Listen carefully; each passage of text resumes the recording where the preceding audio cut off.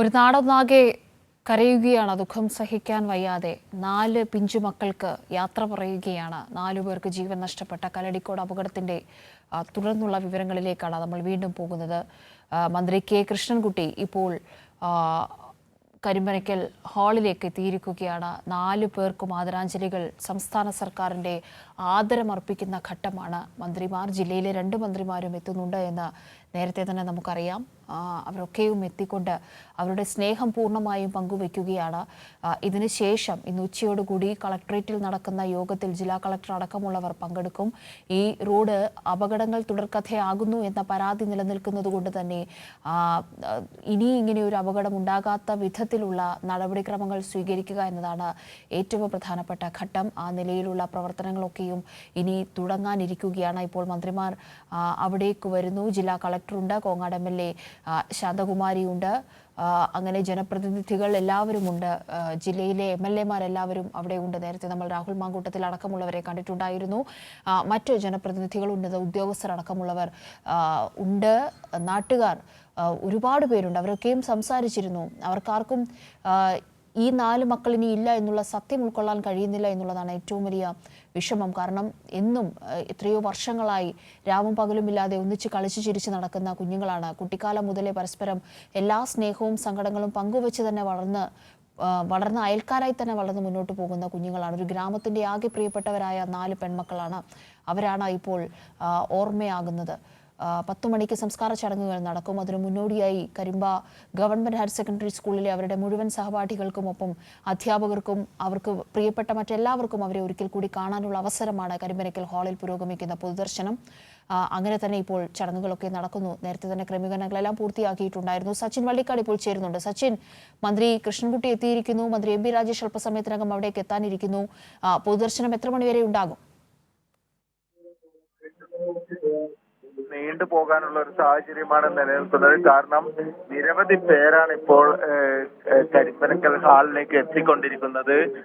ഇവിടെ ക്രമീകരിച്ചിരിക്കുന്ന പൊതുദർശനത്തിന്റെ സമയമടക്കം നീണ്ടുപോകാനുള്ള ഒരു സാഹചര്യമാണ് നിലവിലുള്ളത്. കാരണം വലിയൊരു ജനപ്രവാഹം തന്നെയാണ് പ്രിയപ്പെട്ട കുട്ടികളെ കാണാൻ വേണ്ടി ഇവിടെ എത്തിക്കൊണ്ടിരിക്കുന്നത്. അവരൊക്കെ ആകെ വികാരഭരിതമായ ഒരു കാഴ്ചയോടുകൂടിയാണ് ഇവിടെ എല്ലാവരും കുട്ടികൾക്ക് ആദരാഞ്ജലികൾ അർപ്പിക്കാൻ വേണ്ടി എത്തിക്കൊണ്ടിരിക്കുന്നത്.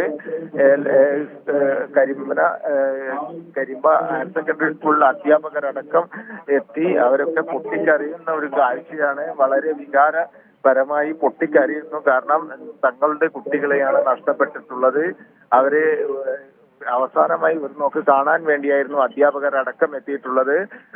അവരൊക്കെ ആകെ വികാരഭരിതമായ ഒരു യാത്രയയപ്പ് തന്നെയാണ് വിദ്യാർത്ഥികൾക്ക് നൽകിയിട്ടുള്ളത്. അല്പസമയത്തിനകം മന്ത്രി MB രാജേഷ് കൂടി കരിമ്പനക്കൽ ഹാളിലേക്ക് എത്തിച്ചേരും.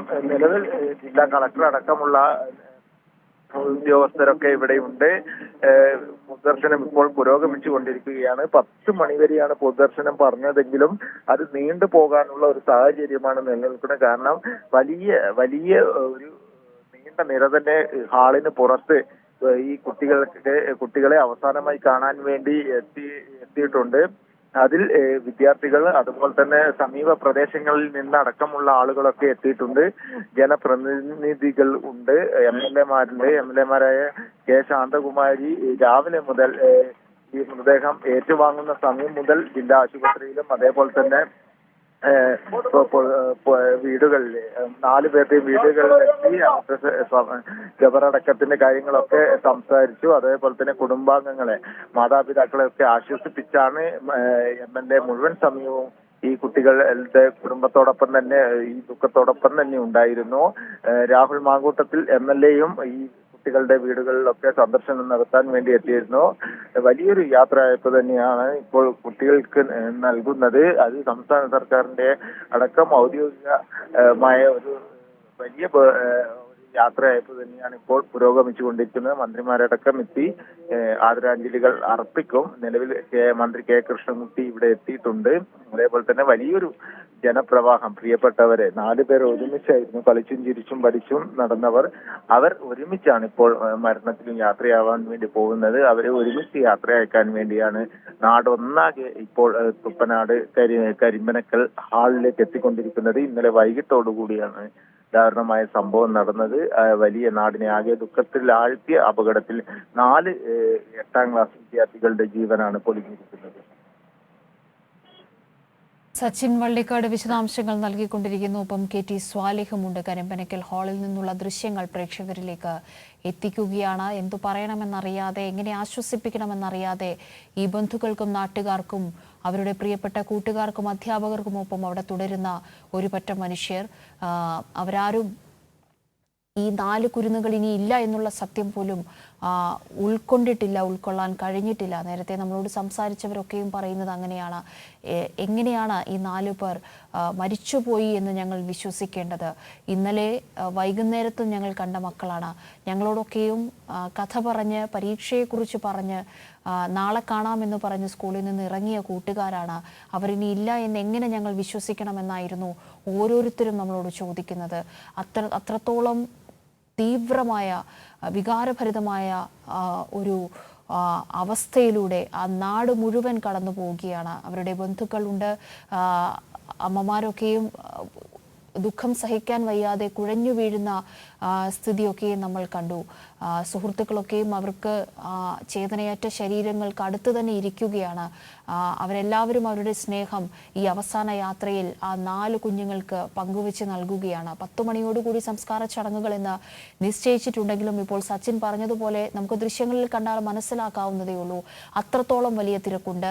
1.25 മണിക്കൂർ കൊണ്ട് പൂർത്തിയാക്കാവുന്ന പൊതുദർശനമാണോ മുന്നോട്ട് പോകുന്നത് എന്നറിയില്ല. പക്ഷേ 12 മണിക്ക് മുൻപ് സംസ്കാര ചടങ്ങുകൾ പൂർണ്ണമാകണം. ഇന്ന് വെള്ളിയാഴ്ച ഉച്ചകഴിഞ്ഞ് 12:30-ക്ക് ശേഷം ബാങ്ക് കൊടുക്കുന്നതിന് മുൻപ് എല്ലാവിധമായ ചടങ്ങുകളും പൂർത്തിയാക്കേണ്ടതുണ്ട്.